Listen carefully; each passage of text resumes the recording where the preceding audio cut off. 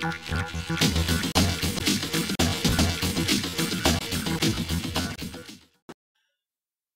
to knowledgemedia.org. This is our first round of daily video content. Today we're going to show you how to use Dr. Divx. Now when you first download the open source Dr. Divx, you're going to realize that it doesn't necessarily run right away because you're going to need a certain DLL that they do not provide for you.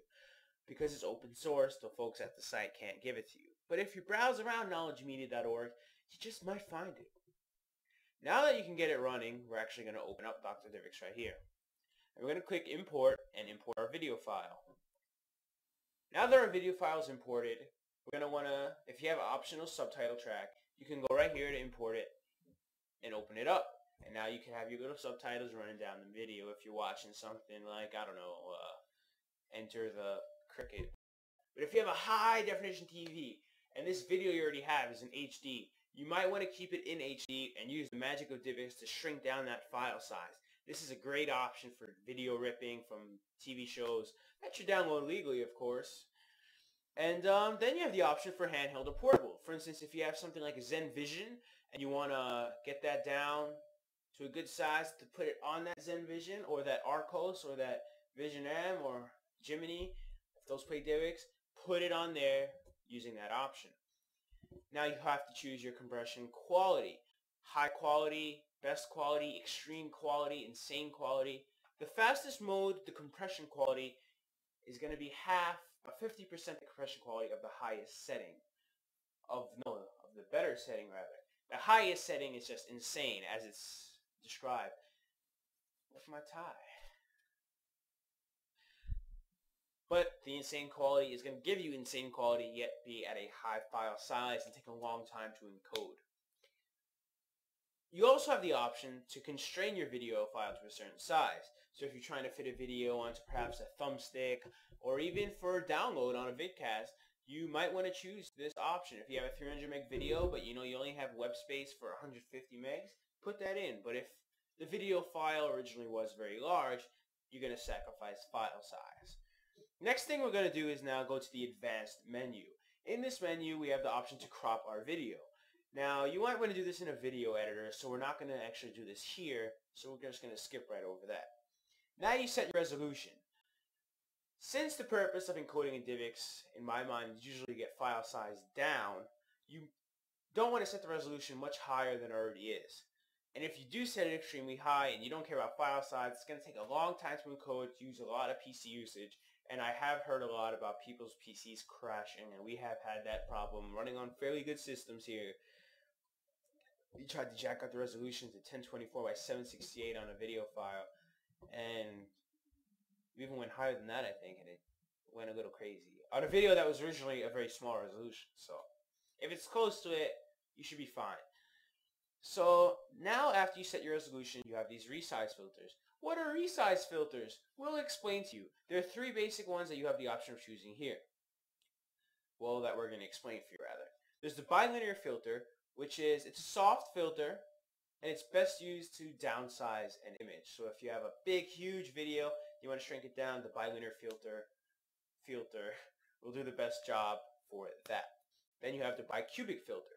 This filter is relatively soft, but it can make your image particularly sharp depending on the numbers that you're going to be feeding into it. So if you set the settings high, it can turn that soft image very sharp and crisp.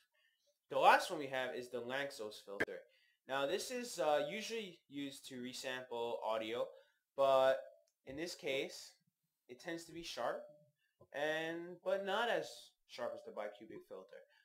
Bicubic and bilinear are my more favorites because they really get the job done very nice. Then you're going to have your interlacing options after that. If I'm going too fast, tell me, and there's something I can do because I already taped this, boys. Girl that's watching, one of you. Interlacing, right. I lost my spot for a second. You have the option of progressive source, deinterlace, or IVTC. IVTC is very difficult even for my brain to explain. So I will explain this definition I retrieved off the web that is a lot clearer than anything that I would tell you. Here we go. NTSC DVDs which are encoded at 29.97 frames per second.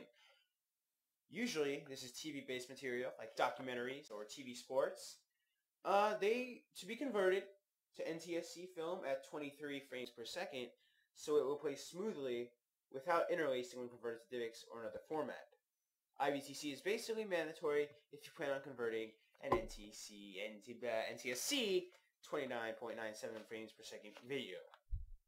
I'll repeat that because it's a little hard. IVTC is basically what you need to take an NTSC video and convert it to a normal quality, basic, good looking stuff from the frames per second that it was down to DivX. I know, that was rough.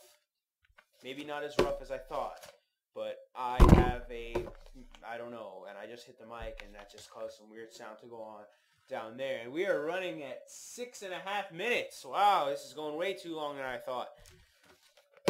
My sad mind. Alright, next option, we have audio. You choose your format, bit rate, and channel, as you can see right here. You most likely want to keep that audio format in MP3 at a variable bit rate. Well, no, not variable. I would choose the 128 megabits per second option because you want it to sound good, right? You don't want to watch a video like this, right? Just watch any of our old videos. That's how they came about. So we got this fine microphone from the folks at Logitech, who could gladly sponsor us anytime, because look how clear this sounds, Logitech. Please send us some money, even $1 or a sandwich. That was weird, by the way. And if you want to save some file size in this video, choose a mono soundtrack. Do you really need left and right? Do you really need 2 ears? Hell no. Look at Van Gogh, he cut one off. Too much Family Guy. Then you could choose your actual codec, like we mentioned before. The lower, the faster, of course. The higher, the slower. We're talking about the insane extreme quality. That's going to be in the advanced menu as well. And that is all for this edition of the show. To get that done, then you're just going to click encode, and then it's going to start encoding. And then you're going to have a fine, fantastic DivX video. Hell, if you're watching a DivX version of this show, it was encoded in Dr. DivX. If it looks like crap, then I suck. We'll see you tomorrow, folks. So we're going to show you how to make a torrent file in uTorrent and how to upload a torrent file to the web with broadcast machine. Watch it tomorrow on knowledgemedia.org. I'm Mike Giannis. This was a little bumpy ride. Let us know your thoughts on this show. Drop some comments. If it's playing in the browser down there somewhere, I don't know. Bye.